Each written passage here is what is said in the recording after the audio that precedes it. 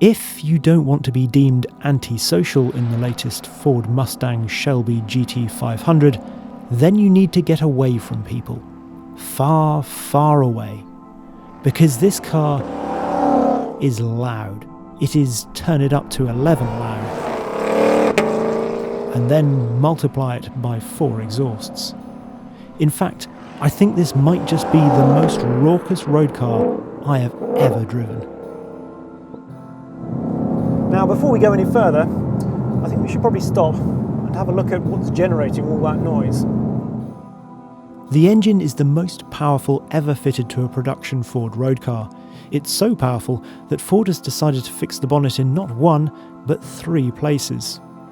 And there it is, in all its glory.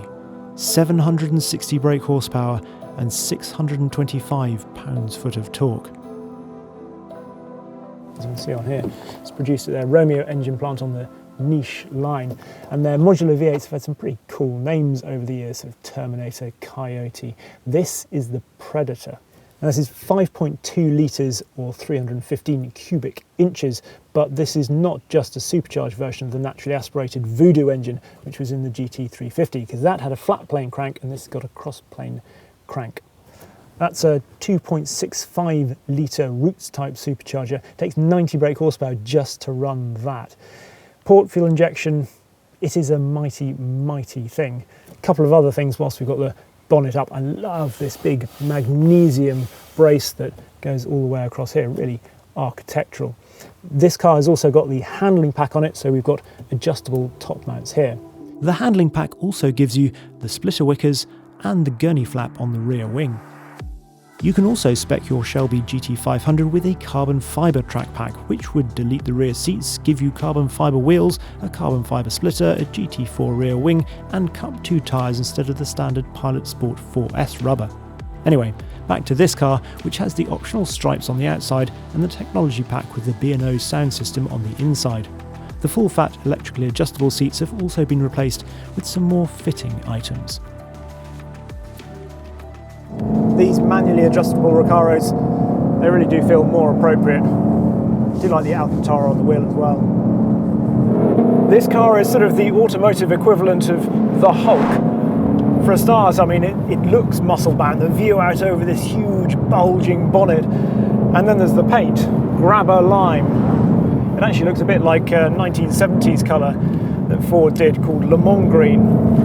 But it doesn't just look like the Hulk, it feels like the Hulk as well. That enormous engine feels every bit as potent as the numbers would suggest. This is definitely not a case of all mouth and no trousers. The nice thing, the sort of surprising thing, is actually how smooth this engine is. You really can rev it all the way out.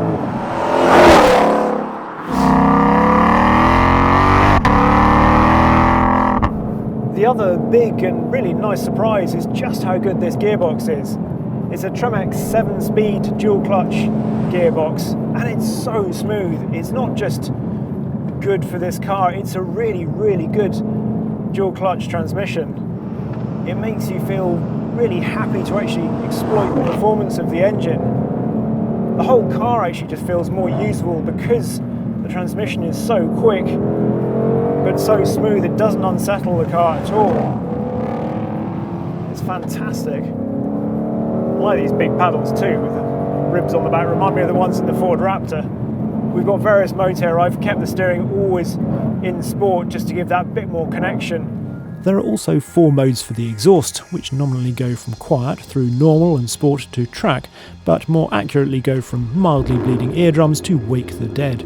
There are also 3 modes for the Magna-Ride dampers, but on the road I'd advocate sticking to their softest normal setting, which already feels firm enough. To be fair, over the small bumps it's actually really good. It's got really good small bump sensitivity.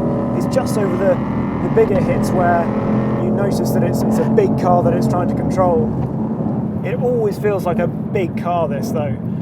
It weighs 1900 kilos, it's 4.8 metres long, 2 metres wide, and it feels every bit of that. It doesn't shrink around you.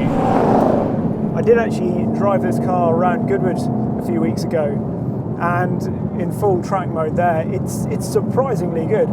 It's a car that around the track you notice the weight even more, obviously, but it's still got turning. It's not just pushing, and you can balance it. It's surprisingly smooth out the limit. It's not just sort of leery trying to light up the tyres absolutely everywhere.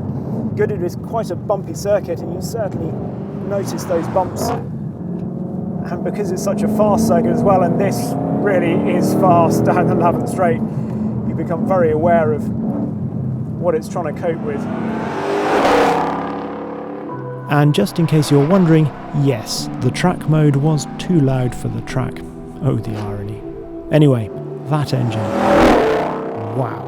Despite what you might think, it doesn't feel lazy in any way. Its sound also isn't dominated by the supercharger, like some cars.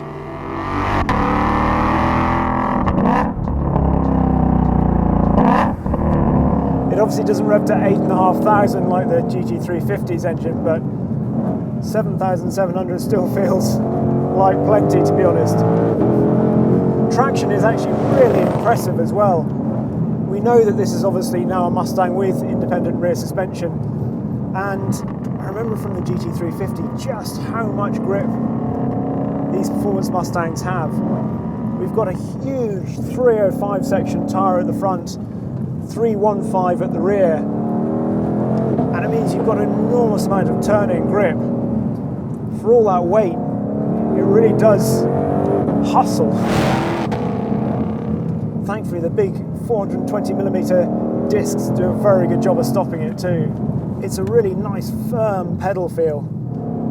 In many ways, the GT350 is probably the purer car, more of the driver's car. You can get it with a manual gearbox for a start, but I actually think I prefer the character of this. I always found the GT350's naturally aspirated engine a little bit tricky, just because it really needed revving. It sort of almost didn't fit with the character you expect from a Mustang. This, with all its torque, is much more like it.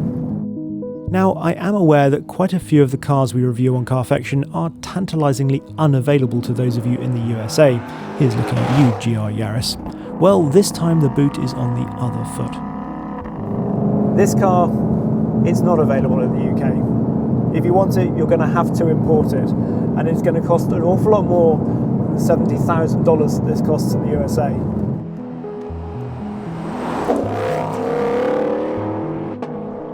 This sort of feels like redressing the balance after producing an electric Mustang.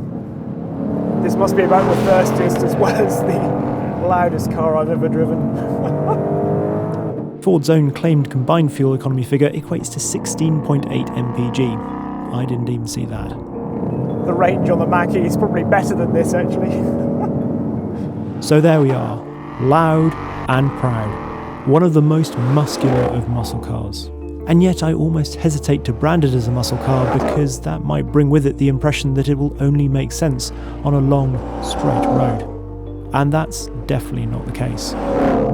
These GT Mustangs, you underestimate them at your peril. They are much more sophisticated than I'm sure a lot of people think.